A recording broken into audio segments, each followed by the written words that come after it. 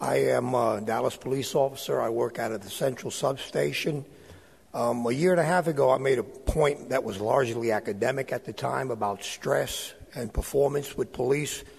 Today, it's come to fruition.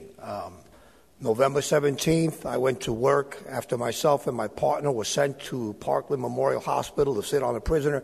That left 0 officers available to answer calls until 8 a.m. Thereafter, a detail sheet that reflects 17 officers available had about 5 to work. This has been ongoing for the last year and a half. My public narrative is driven by the fact that the Dallas Police Department does not do real-time policing, but rather mop-up work, which begs the question, what's happening to child sex trafficking, prostitution, white-collar crime, gang activity?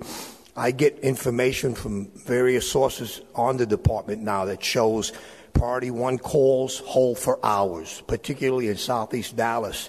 I'm going to give you an example here that the department continues to insist that Priority 1 calls are answered within 8 minutes, but here's how it works. You've got, say, any number works, but say 10 calls, all Priority 1, 7 are police or fire. Those calls are answered almost immediately. But how about the civilian calls? They're held for 30 minutes, an hour and a half. But then when you put them together, you can proclaim that those calls, Priority 1, are handled rapidly within 8 minutes. That's how that works. And now I want to make another point that will be probably difficult to hear. But we continue to say that crime in Dallas is about where it was in the 1960s. I've had this information verified that we've had people shot on Channel 3 only to have them sign an affidavit of non-prosecution, and a known shooter gets to walk free and they go to the hospital. And we use that to boast of crime reduction in Dallas, Texas. I'm still working. I'm still on the street.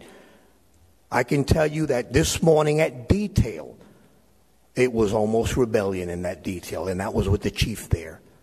People's stress levels are off the charts. We're going to have major incidents involving these stress levels. We've already got one situation that's garnering national attention. And I'm going to tell you, I don't think you guys are being told the truth. I think you guys are being fed a lot of misinformation, making decisions based on this misinformation. And I'm available at any time to speak with anyone here. I'm not writing a book. I'm not running for office.